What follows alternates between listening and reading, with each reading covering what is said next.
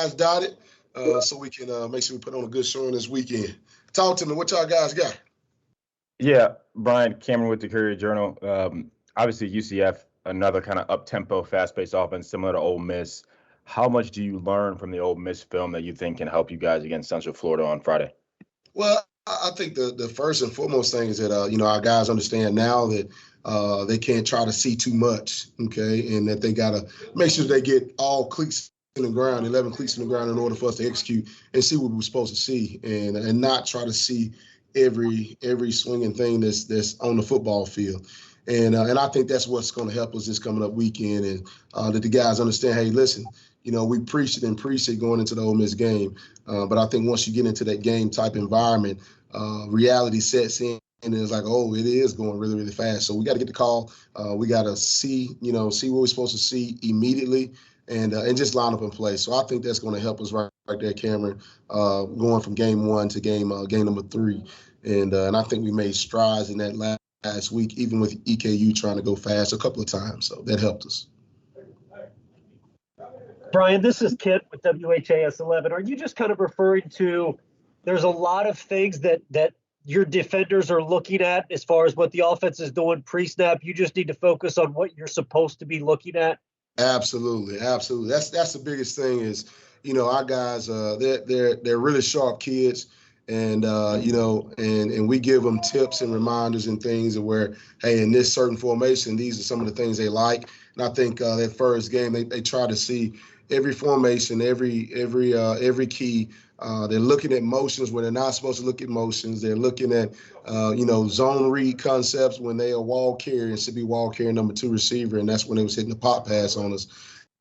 So we just got to do our job and execute, and we did a better job of that on this past Saturday, and hopefully we can continue that and be a lot better from game 2 to game 3 coming Friday night.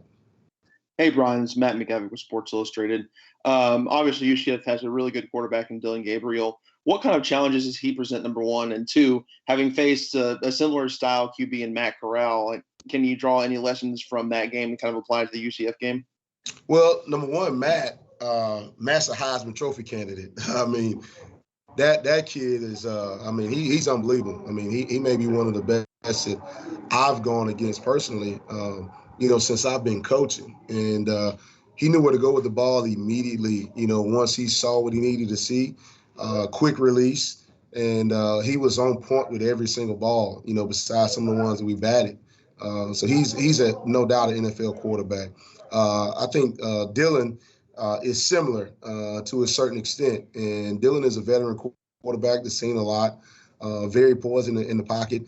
He does scramble to throw the football as well, and he will pull that football down and run, just like Matt will. So there are a lot of similarities within it. I think the schemes are a little bit similar, but not necessarily so because, Coach Malzahn, he most definitely wants to run the football first than throwing the football. So, but Dylan poses a great threat as well, man. He'll be another good quarterback we face, the first 2 out of 3 games. You think about Ole Miss's offense right now. I think they're number 4 in the country, and this offense we're going against the number 2 in the country.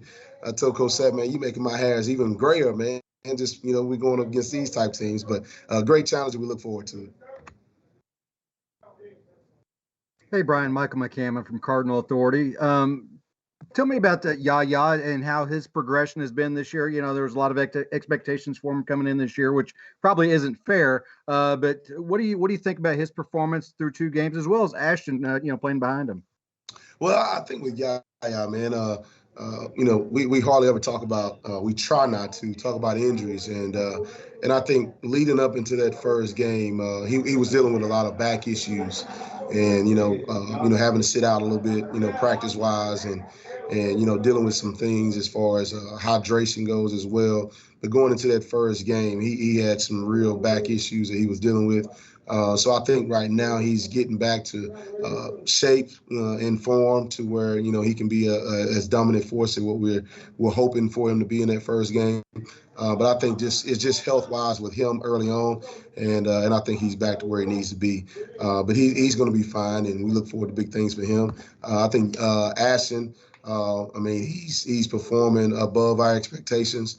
is doing really, really well. He was probably one of the bright spots in that Ole Miss game up front. Did a great job for us, and of course got a sack this past week. He's just a kid, man, that wants to do everything that you ask him to do and do it to the best of his ability and do it exactly the way you want it to be done. And so we're excited to have him, and hopefully we can continue to have him for the next 3 years and him not try to leave early. Hey, Bryan, 2 questions for you. One, on Trey Clark, was Saturday the most physical you've seen him play in his time in Louisville? And 2, you mentioned the similarities between UCF and Ole Miss.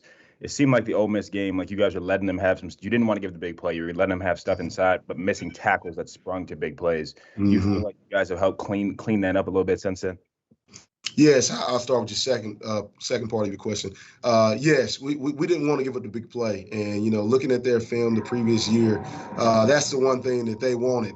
Almost every single play was a deep shot, and and that's one thing we practiced a lot was not giving up the big play, letting them have some things underneath. But when you let them have things underneath, you got to tackle, and those are some of the big plays we had. And like I told you earlier, some of the eye control things we had in the back end that we're not, we're doing other people's job as opposed to our own. And so I think, we've most definitely learned from that. And, Ole Miss ended up doing some things where they wanted to go a little bit wider splits than what they shown on film. And that caused us little problems there and wanted a lot of things underneath. And talking to those guys, that's some of the things they told me that they wanted to do because they knew we wouldn't want to give up the big shot.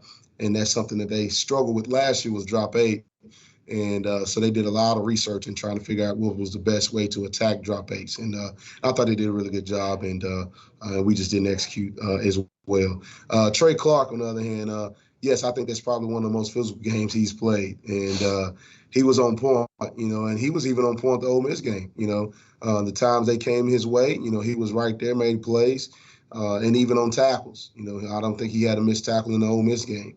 But I think he's just locked in right now, man. He's on a mission, and I think he's on a mission to be one of the best corners in the country, and hopefully we can continue that this coming weekend. It's time for one more, guys. Hey, Bryan, one last quick one for me. Obviously, we know what Gabriel can do, but you mentioned that Coach Malzahn likes to run the ball a lot. And through the first couple games, Isaiah Bowser, their good running back, is starting to really put himself on the map. What kind of challenges does he present, knowing that the defensive line for Louisville is kind of struggling a bit as of right now? I don't know if we're just struggling a little bit as of right now in the run game. I think we did a pretty good job this past week, stopping the run. I think that first game, like I said, we were just, backers fitting wrong gaps and things of that nature. I thought the D-line did okay, just not getting pressure on the quarterback, number one. But I think Bowser, man, he's just he's a big kid that can freaking run downhill. He does a really good job in his zone schemes and even some of their counter and power things that he knows. He's a veteran guy that came from Northwestern, has played a lot of football. He knows, how to read defenses and how to read the D-line on where they're moving this way as A-gap close. If A-gap close, I go to B, A, B to C on certain schemes. So he's a veteran guy that's downhill that I think fits exactly what Coach Malzahn wants to do offensively, especially with some of the backs he's had in the past at running back in this offense. So he's a really good back to pose a problems for any defense that they play. Okay. I appreciate you guys, man. Y'all have a good one, okay? Appreciate it, Bryan. All right. You too, Coach.